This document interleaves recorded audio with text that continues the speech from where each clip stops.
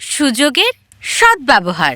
কখনো কখনো মানুষের জগতে এমন কিছু ঘটে, জিনিসগুলো এত কল্পনাপ্রসূত এবং জাদুকরী যে তারা কিংবদন্তি হয়ে ওঠে। এই পৌরাণিক কাহিনীটি প্রাচীন গ্রিসের এরোডেস গ্রামে ঘটেছিল। যখন একজন যুবক যে দূরে ভ্রমণ করছিল সে ফিরে আসে।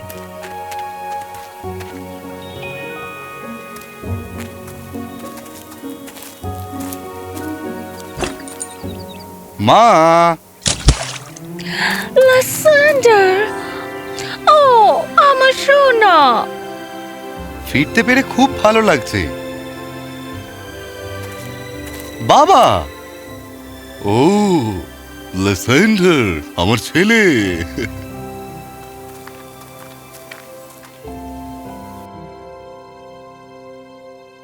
না না না, তুমি কয়েকটা দিন বিশ্রাম নাও। বাবা, আমি তোমার সাথে মাঠে থাকতে চাই। এখন আমি এখানে আছি, এত পরিশ্রম তোমায় করতে হবে না।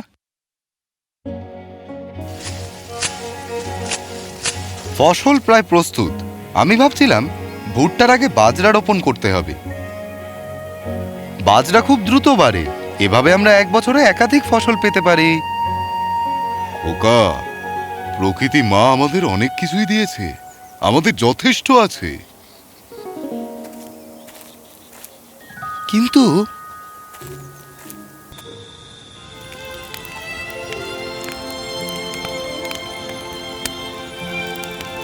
আমি যখন এখানে আসছিলাম তখন আমাকে নদী পার হওয়ার জন্য জায়গা খুঁজতে হয়েছিল। আমরা নৌকা তৈরি করে সেগুলোকে চালানোর ব্যবস্থা কেন করছি না? আর ভ্রমণকারীদের নিয়ে একটা সাইড ব্যবসা তৈরি হতে পারে। আমাদের মাঠ আছে, প্রকৃতি আমাদের কত কিছু দিয়েছে, আমাদের আছে যথেষ্ট।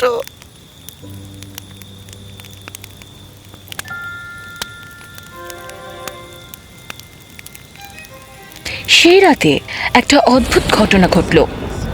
আকাশ যেন আলোর ঝলকানিতে বিদীর্ণ হয়ে গেল, আর তার ভেতর থেকে একটি সত্তা বেরিয়ে এলো, শক্তিশালী, চমৎকার।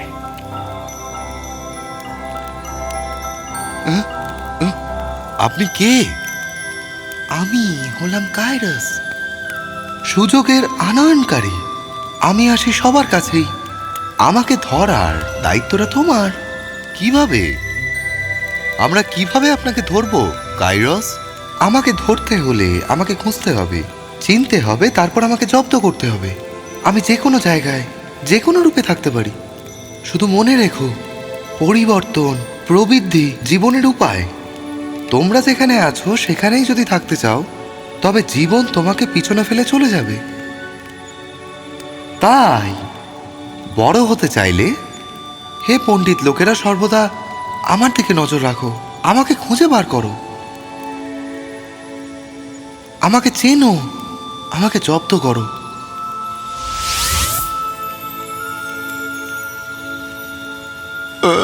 কে? আমি কে? স্বপ্ন দেখছি? না না না, এটা স্বপ্ন ছিল নাকি বাস্তব? বেশ কয়েক সপ্তাহ কেটে গেল। গ্রামবাসীরা এই অনুভূতি ভুলতে পারেনি যে কিছু একটা বড় একটা ঘটনা ঘটেছিল সেই রাতে। আর তারপর একদিন এক ভয়ঙ্কর ঝড় উঠল।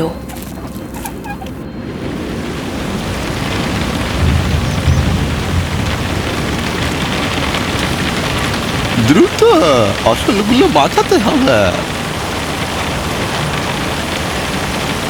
সাহায্য, সাহায্য করো সবাই মিলে। গ্রামবাসীরা তাদের ফসল বাঁচানোর জন্য সারা দিন এবং সারা রাত কাজ করলো। কিন্তু হায়, সেই ফসলের অনেকটাই নষ্ট হয়ে গেল। এখন আমরা কি করব? আমি ভেবেছিলাম যে এরপরে কাইরোস এখানে এসেছিল, ভালো কিছু হবে, সুন্দর কিছু হবে, কিন্তু তার পরিবর্তে এরকম ঘটলো।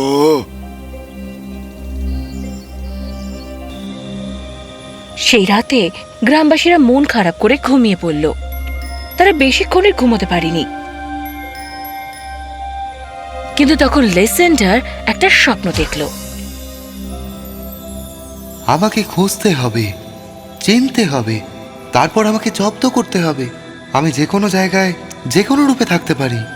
শুধু মনে রেখো, পরিবর্তন প্রবৃদ্ধি জীবনের উপায়। তোমরা যেখানে আছো সেখানেই যদি থাকতে চাও, জীবন তোমাদের পিছনে ফেলে চলে যাবে।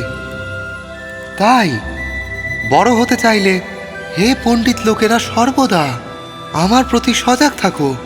আমাকে খুঁজে বার করো, আমাকে জব্দ করো। আমি যা বলেছিলাম তা কি তোমার মনে আছে? তাহলে আমাকে জব্দ করছো না কেন? আমি এখানে, আমাকে খুঁজে বার করো। আমাকে যেতে দিও না, আমাকে জব্দ করো, আমাকে জব্দ করো, জব্দ করো। দাঁড়াও, দাঁড়াও, দাঁড়াও। সে কি এখানে? কিভাবে? ঝড় কি সুযোগ? কিভাবে?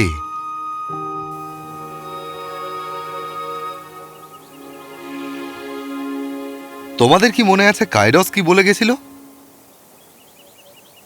ও কি বলেছে তাতে কি যায় আসে? ও আমাদের গ্রামে সর্বনাশ ডেকে এনেছে।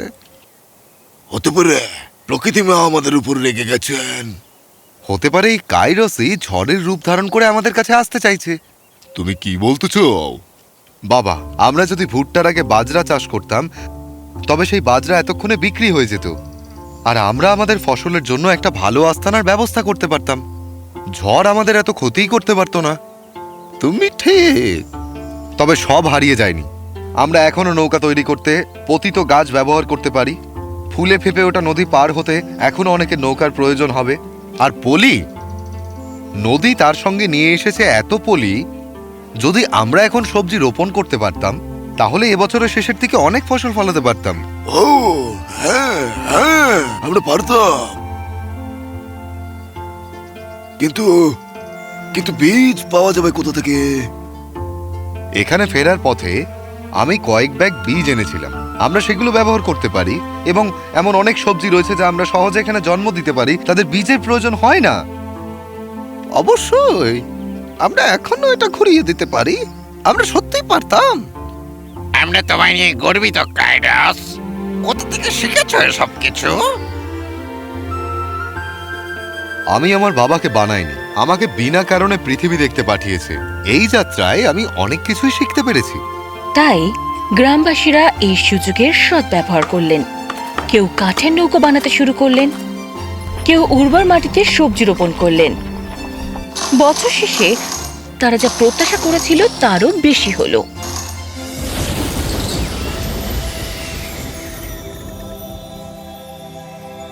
এই টাকা দিয়ে আমরা আরো ভালো আস্তানা তৈরি করতে পারবো এবং আরো বীজ পাবো।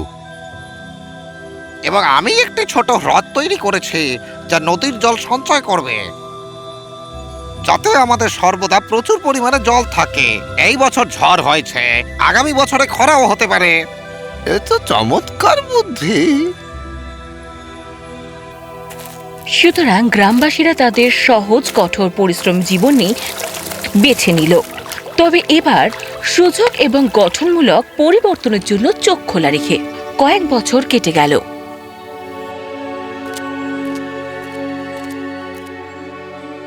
বাবা, আমাকে নীল সিল্কের পোশাক এনে দিচ্ছ না কেন? কারণ তোমার সেটার প্রয়োজন নেই। কিন্তু তোমার তো টাকা আছে। আমাদের কাছে টাকা আছে তার মানে এই নয় যে আমরা তা নষ্ট করব, ঠিক আছে? বিশ্বাস করো, আমরা যদি মনে করতাম তোমার একটি কোট দরকার, আমরা সেটা কিনে দিতাম। তাহলে আমাদের গ্রামকে এত সমৃদ্ধ করলে কেন? তুমি আমাকে কাইরোসের কথা বললে কেন? আমি মোটেই বুঝতে পারছি না। লিসেন্ডার, লিসেন্ডার, তুমি কি শুনেছ? কি? মার্সিলাস গ্রামে ভয়াবহ ভূমিকম্প হয়েছে। এত ঘর বাড়ি, এমনকি তাদের ফসলও নষ্ট হয়ে গেছে। আমার ভাই ওখানে থাকে। তারা আমাদের সাহায্য করা উচিত। তাই আমরা সিদ্ধান্ত নিয়েছি, আমরা নৌকা বোঝাই শস্য কাপড় পাঠিয়ে মার্সিলাসের গ্রামবাসীদের সাহায্য করব। আর আমাদের গ্রামের দুজন ডাক্তার সেখানে যাবেন, এবং আমরা কয়েকজন সেখানে গিয়ে কিছু টাকা নিয়ে বাড়ি তৈরি করতে সাহায্য করব। কি করবে তো বলো? সহমত। কিন্তু কাউকে সাহায্য করার আগে তার অনুমতি নিতে হবে। অনুমতি? কার কাছ থেকে? আমাদের সন্তানদের কাছ থেকে। কে? এর তো মনে হচ্ছে মাথা খারাপ হয়ে গেছে। এসব কি কথা বকছে? কিন্তু শিশুরা এত গুরুত্বপূর্ণ কি করে হতে পারে? তুমি ঠিক কি করতে চাও?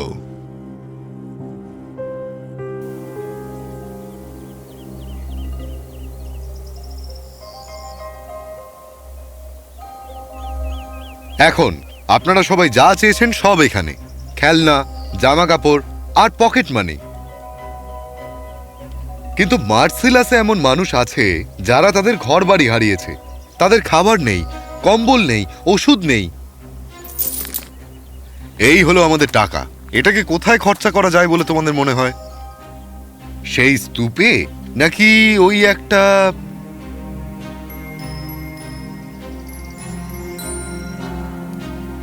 ওইটা নিশ্চয়ই।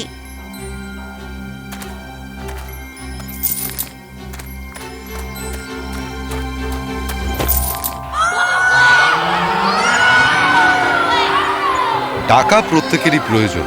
আমাদের কাছে এটা রয়েছে, তার অর্থ এটা নয় যে আমরা এর সব কিছুরই মালিক।